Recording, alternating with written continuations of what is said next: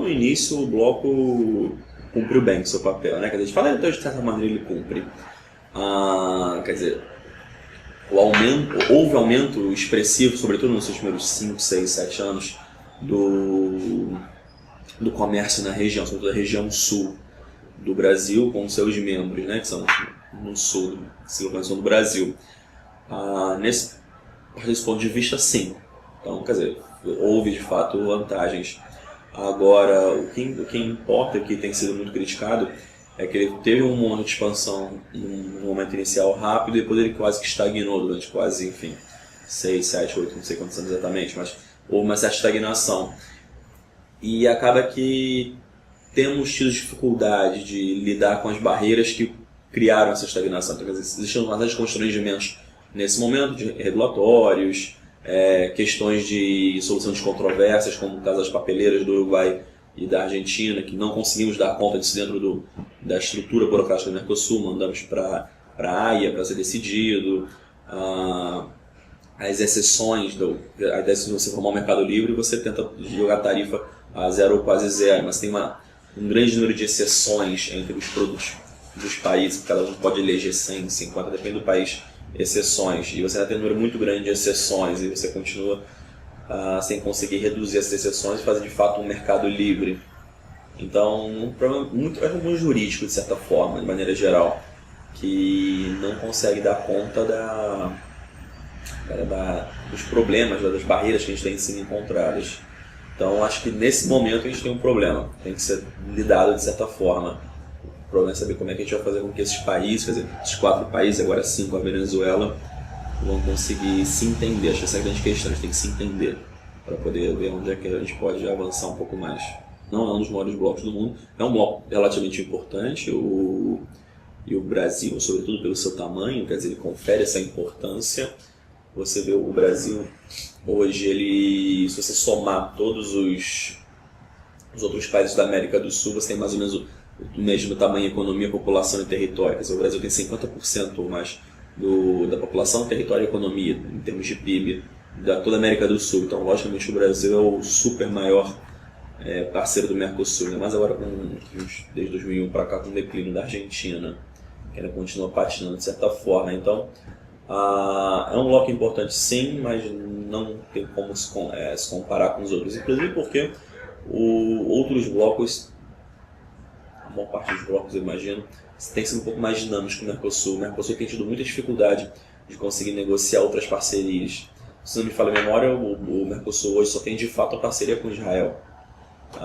O famoso acordo com a União Europeia está patinando de alguns anos aí, sem grandes novidades e nenhum futuro de sucesso à vista. Então, eu acho que tem mais uma vez um problema dos seus membros, de burocracia, de jurídicos, enfim, de conseguir lidar com essas negociações políticas. De repente, acho que essa é a questão.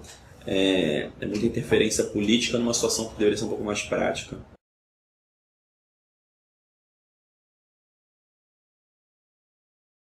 Do ponto de vista teórico, o benefício é óbvio, quer dizer, quanto mais países, mais numa região, se você olhar para a América do Sul, quer dizer, é uma região relativamente distante do resto do mundo e pequena, de certa forma, né? Quer dizer, sobretudo o Brasil, ele consegue fazer um papel de intermediário, porque ele consegue tocar quase todos esses países, com exceção do Equador, do Chile, se fosse o caso deles estarem no Mercosul. A Venezuela, eu não sei como é que está, mas é a terceira, a quarta economia da região, então quer dizer, é um benefício óbvio. Sobretudo do ponto de vista para o Brasil, mais ainda para os parceiros, a Venezuela é um país que tem uma indústria relativamente incipiente, então eles produzem pouco, então eles compram muito, então para a região é bom, eles vão comprar mais da região, então quer dizer, nesse ponto o Brasil se dá bem com a entrada da Venezuela. O problema da Venezuela não é a entrada da Venezuela no Mercosul, que eu acho que ninguém discutiria ela em outros termos. O problema da Venezuela é a questão do presidente Hugo Chávez, que é uma figura um pouco polêmica, um pouco complicada, e que se hoje o Mercosul já tem dificuldades para poder negociar outros acordos internacionais, imagina com o Chávez, que é uma figura que, de maneira geral, considera-se que ele não se pauta muito por pragmatismo econômico, enfim, ou por razão, é sim por questões ideológicas, políticas ideológicas. Então, como seria possível fazer um acordo internacional mais bilateral entre o Mercosul com outro bloco ou com outro país, com os Chaves? Imagina isso com os Estados Unidos, seria virtualmente impossível. Que seja uma contradição em si própria, dado que a Venezuela exporta boa parte do seu petróleo para os Estados Unidos. A grande questão da Venezuela no Mercosul, afinal das contas, é saber se o Chaves vai ser pragmático ou não na hora de lidar dentro do bloco, ou se ele vai ser mais um fator para emperrar, mais um fator de constrangimento nas negociações. Uma coisa que o Márcio Botafogo fala que eu acho muito interessante é o fato de que os próprios países criticam muito o Mercosul por uma série de coisas. Só que o Mercosul, no final das contas, o Mercosul é os próprios países, são os próprios países que fazem parte do Mercosul. Então ele só vai ser o que eles desejem que ele se torne. Então, no final das contas, eles precisam olhar para dentro, tentar entender, identificar o que eles podem fazer melhor para funcionar a burocracia, enfim, o funcionamento econômico constitucional do bloco, para que ele consiga de fato dar frutos. Porque enquanto nós formos nacionalistas, nós formos protecionistas e continuar acusando os outros ou tentar ficar procurando ele, a gente não vai conseguir fazer com que ele vá para frente. É necessário que os países de fato internalizem a necessidade de ser menos protecionistas dentro desse bloco, pelo menos no primeiro momento, que vai ao encontro dessa ideia de liberalização, para que o bloco consiga andar de certa forma. Fora isso é muito difícil. Até porque a gente está numa região onde a ideia do protecionismo é muito importante. A ideia de importação é ruim. Tem essa mentalidade um pouco que é confusa e muitas vezes criticada. Você vê, agora, por exemplo, o embaixador Castanho sempre fala que a China é o país que mais entendeu como funciona a questão do fenômeno da globalização.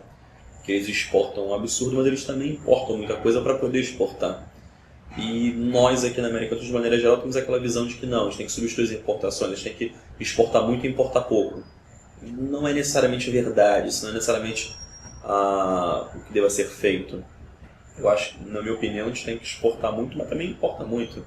O saldo tem que ser positivo, mas de qualquer maneira, se você consegue importar mais, você pode conseguir exportar mais ainda. Então eu acho que essa é a mentalidade que a gente tem que resolver. Isso tem atrapalhado, do meu ponto de vista, boa parte desses acordos que estão na mesa com a União Europeia e com outros blocos ou países.